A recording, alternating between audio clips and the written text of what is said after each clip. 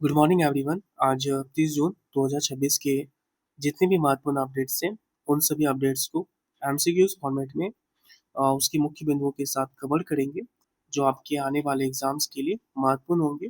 तो चलिए देखते हैं।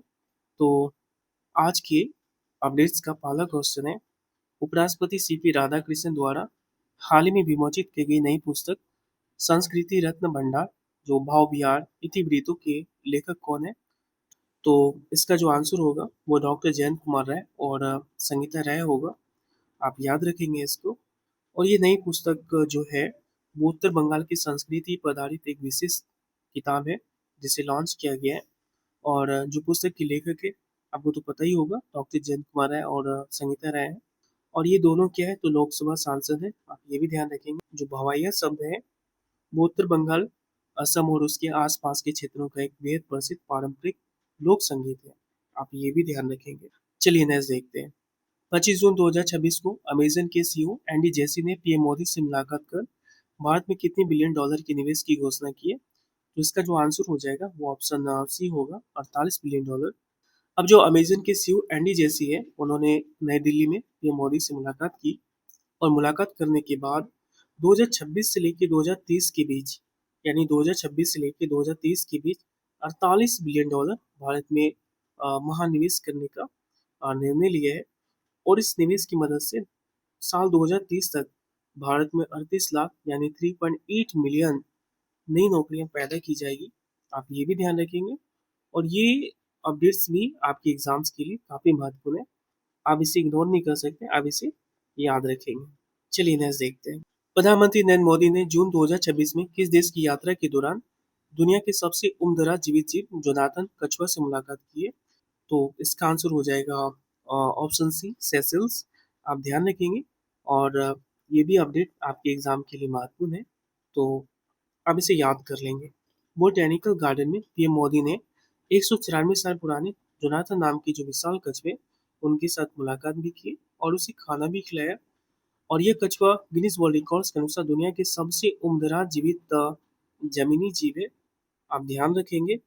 और भारत सेशल कूटनीतिक संबंधों की स्वर्ण जयंती पर पीएम मोदी को गेस्ट ऑफ ऑनर बने, यानी गेस्ट ऑफ ऑनर से भी उसे सम्मानित किया गया। और ये आप जो देख रहे हैं ये जोनाथन नाम की कछुआ है। चलिए नेक्स्ट देखते हैं। भारत सरकार ने हाल ही में भूकंप प्रभावित किस देश की मदद के लिए ऑपरेशन अमिस्ता शुरू किया है? तो इसका आंसर हो जाएगा वेनेजुएला। तो वेनेजुएला में आए भूकंप से पीड़ित लोगों को राहत पहुंचाने के लिए ये अभियान शुरू किया है। और ये भी आपके एग्जाम्स के लिए महत्वपूर्ण है, आप ध्यान रखेंगे। भारत ने विनाशकारी भूकंप से जूझ रहे वेनेजुएला की मदद के लिए ऑपरेशन अमिस्ता लॉन्च किया गया है। भारतीय वायुसेना की दो C-17 ग्लोब मास्टर विमान के जरिए ये कार्य किया जा रहा है।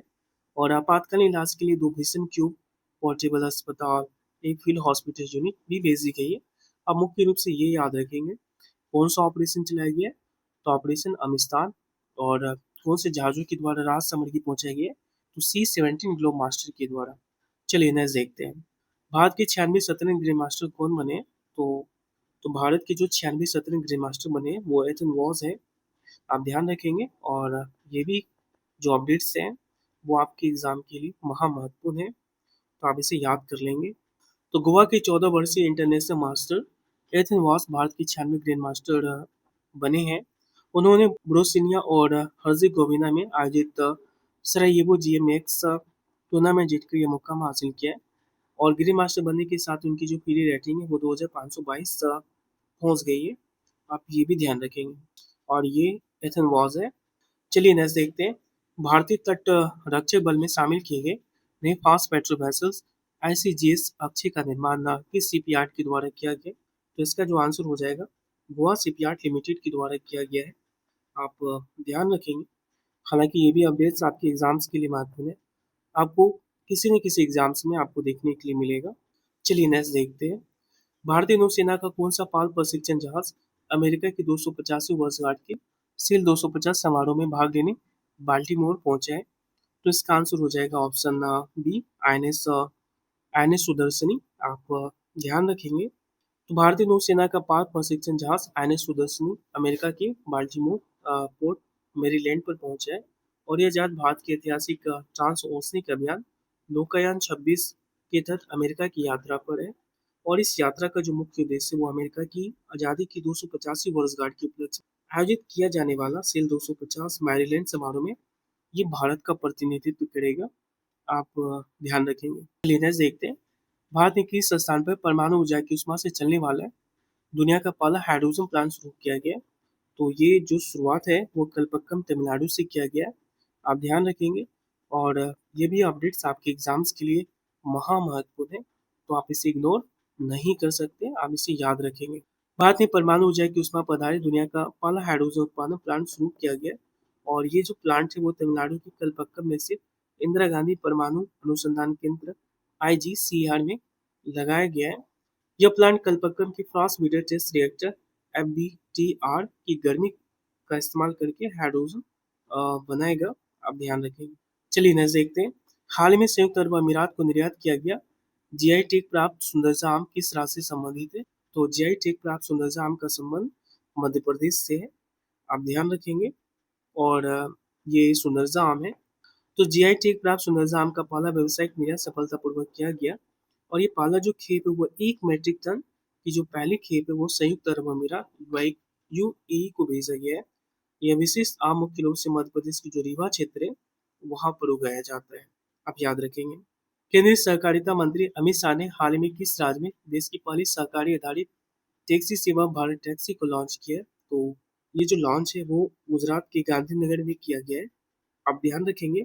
सरकारी मॉडल पर आधारित एक नई सड़क सेवा यानी भारत टैक्सी का आधिकारिक शुभारंभ किया गया और ये शुभारंभ केंद्रीय गृह एवं सहकारिता मंत्री अमित शाह ने गांधीनगर के महात्मा मंदिर से इसे लॉन्च किया गया है और यह भारत की पहली ऐसी सेवा है जो जीरो कमीशन मॉडल पर चलती है, जिससे पूरा फायदा सीधे ड्राइवरों को होने वाला है। आप ये भी ध्यान रखेंगे। चलिए क्वेश्चन ऑफ द डे में आप बताएंगे हाल में पुनर्मूल्यांकन के बाद CBSE 12वीं में 500 में से 500 अंक हासिल कर देश की नेशनल कॉमर्स टॉपर कौन बनी है? आप इसका आंसर कमेंट सेक्शन में देंगे। तो 30 जून 2026 के जितने भी महत्वपूर्ण अपडेट्स थे उन सभी महत्वपूर्ण अपडेट्स को हम लोगों ने देखा। उम्मीद है यह सेशन आपके प्रिपरेशन के लिए काफ़ी महत्वपूर्ण रहा होगा। अगर आपको सेशन पसंद आया है तो आप वीडियो को लाइक करें और अगर आप बिहार सरकार और भारत सरकार के प्रशासनिक अगर आप बिहार और भारत सरकार के प्रशासनिक परीक्षाओं की तैयारी कर रहे हैं तो आप GS और करंट अफेयर्स के सेक्शन के लिए आप हमारे चैनल से जुड़ सकते हैं, सब्सक्राइब कर सकते हैं। आपको यहाँ पे एग्जाम ओरिएंटेड जितने भी टॉपिक्स है और जितने भी प्रीवियस ईयर के क्वेश्चन है या जितने भी अपकमिंग क्वेश्चन है उन सभी क्वेश्चन को हम लोग डिस्कस करेंगे। तो मिलते हैं अगले सेशन में। आपका दिन शुभ हो, मंगलमय हो। जय हिंद, जय भारत, धन्यवाद।